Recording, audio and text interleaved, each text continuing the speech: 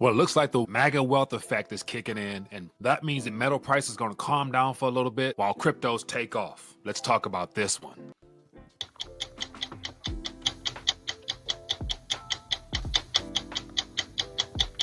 All right, so want to take a quick minute, share some thoughts in reference to what I call the MAGA wealth effect. That's the Make America Great Again wealth effect, given all the euphoria about the impending presidential transition with Donald Trump coming back into the White House, if that plays out the way that everyone hopes. So as of right now, there's more excitement about digital wealth and tangible wealth. So therefore, we're going to see a lot more price appreciation in the digital space just because that's where the system is heading. We're moving forward, people, regardless of what people think. But then again, that's a good opportunity for those who realize the importance of having something real and tangible in your hands. So in this little video here, I want to share my 2 cents on recent visual aid I put together entitled the MAGA Wealth Effect. And so I'm going to share my 2 cents on it as well as get your take. So if you guys want to see more of these little quick takes, make sure you subscribe, click that bell notification so you'll be notified. And then as always, if you find value here, hit that thumbs up button, show your support for the channel. And I definitely look forward to bringing you more of these little quick takes here. So let's jump right in. So as you can see on the screen right here, as of right now this morning, silver heading down below $30 perhaps. And of course, gold is trending down as well. We're at $2,600.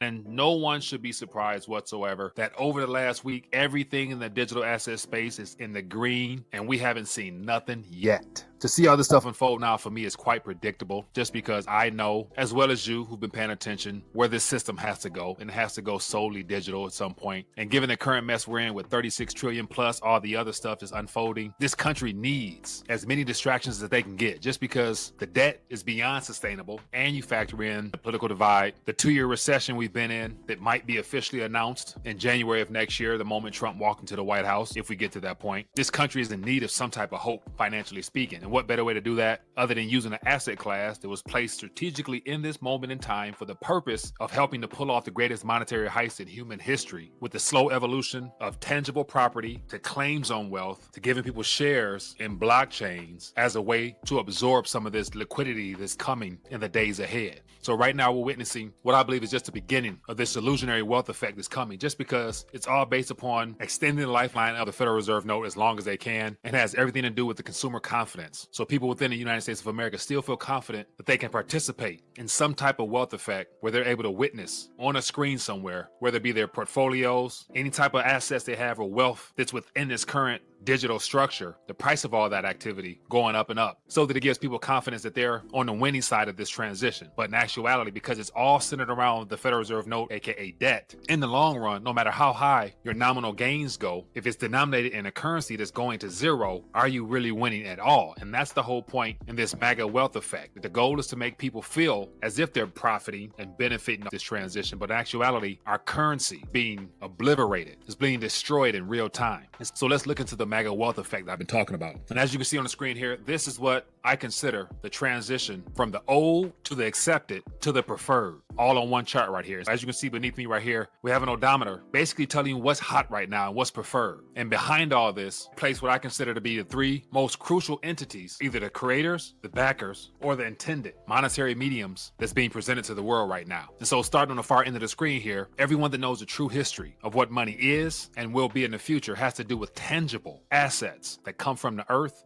and that have no counterparty risk and originates for and by the people. And that goes all the way back to 1792 when the United States Mint was first formed. And since then, our politicians and political figures within the mainstream media don't even mention the word United States Mint. It's only the alternative media that know what's really going on, focused on the accumulation of gold and silver coins. And so one thing I do not expect to hear come out of Donald Trump's mouth is anything to do with the United States Mint. And you can take that all the way to the bank. And so that's why on this odometer here, metals is in the red, because it's not to be talked about from the mainstream media. And then here in the center, the Federal Reserve note. That is what has become the preferred medium of exchange because it's all we've known for the last 100 plus years. And because it's legal tender, these paper notes here are in between the old and what's going to be considered the new, and which is beginning to experience a lot of difficulties because of the debt nature of this system. It's all centered around the erosion of the purchasing power of these notes in between. And then we have the new. We're going to hear way more about Bitcoin than we will our national currency, and definitely gold and silver. And that's not by coincidence. This is all a part of the transition out of the old into the new new, and this is the MAGA wealth effect that we're going to hear a lot more about. Because as I've mentioned before, this incoming administration, in order to revive this economy and make it appear as if things is able to move forward smoothly, Donald Trump's going to need as much help as he can get. And it's no coincidence that he became such digital currency tycoon over the last couple of months. It's because those advisors that are around him, as well as Wall Street, they recognize the opportunity in this transition. As we move forward in the weeks and months ahead, you better believe that Larry Fink's, JP Morgan, and all those other banking institutions will be favored above all else, just because the goal is to use the digital asset space as a buffer for all the old currency and all the new currency that's coming after there's some type of a systemic event. And the system requires some type of shock in the form of 10 and 20 trillion just to get started. And instead of that currency going directly into traditional assets only, such as stock markets, real estate, and other forms of commodities beyond gold and silver, they will prefer if it goes into the digital asset space, because the BlackRocks, ETFs, Michael Saylor's, Bitcoin Stash, or the other institutions that have got in on this as the early adopters, they're going to benefit substantially. And it's going to create an artificial boom in the economy, because a lot of sectors that's participating in this will do extremely well. Therefore, the stock market will be benefiting from this, the AI side, the robotic side, and the 1 to 2% of the population within this country that actually hold assets will be doing good as well. Therefore, they're going to spend more, perhaps, creating this boost in the economy, making it look like this wealth effect is concentrated from the hands of the original holders of these cryptos all the way down to the more recent adopters that will participate in this wealth effect when everybody look at their screens. So the fact that gold and silver is cooling off is not a surprise whatsoever, because when people know where the funds are flowing, they try to front run the activity by either dialing back activity in one or selling off some to go get into something else. So that's just a typical pathway for those who want to profit off this transition that we're in. And so it wouldn't surprise me whatsoever that this type of activity is happening internationally as well, because more people who realize currency is going to flow want to get ahead of that, therefore freeing up any excess capital they have or disposable income to go buy what they anticipate is going to go up right away. But then again, that's a benefit for those who realize the importance of gold and silver as insurance against the currency. Because while people are running towards the gains in crypto, it will definitely slow things down in the metal space. But then again, for those who realize where everything's going to end up at the very end of all this in something real and tangible, that just gives you more time to be able to accumulate and add to your stack or expand your currency insurance policy, as I like to say, so that allows you and those that speculate in the digital space to be able to take some of those profits and some of those gains, put it back into something real and tangible, and be even better positioned in the days ahead. But at the end of the day, as I mentioned, the digital transition is real. It's not going nowhere. It has to succeed in order for the controlling forces to take this economy where they're trying to take it. And therefore, that creates the asset appreciation that I mentioned, which creates the wealth effect, of which our politicians would love to have all of America experience. And so you're going to have the Kathy Loomises, both Congress and the House, coming together with some type of crypto bill to provide more clarity for the banks, that is. And then the bank's going to get involved, and then allow depositors within the banking system to be able to store their cryptos within the banking coffers, providing fees for the banks and creating additional products that the banks can sell to depositors. And those are all the steps for the slow and steady capture of the DeFi space by the TradFi space. Once again, everything is predictable. There should be no surprises whatsoever in what's going on now. And so these are the ways that they're trying to propel the system forward and attach the idea of making America great again, because they want everyone that's in the digital space to feel the effects of this wealth transfer until the truth is revealed down the line, when everyone realizes they've been duped again. And hopefully between now and then, you take advantage of the manipulation, because it's always your friend, especially if you're on the side of truth. But anyway, just sharing my 2 cents on everything. I'm curious to get your thoughts. What are your thoughts on this MAGA wealth effect chart? What can I add to it? What should I take away from it? Let me know. Drop some comments down below. Definitely would love to have some back and forth. And as always, if you found value, hit that thumbs up button, drop a comment, subscribe, and I'll catch you guys later. Peace.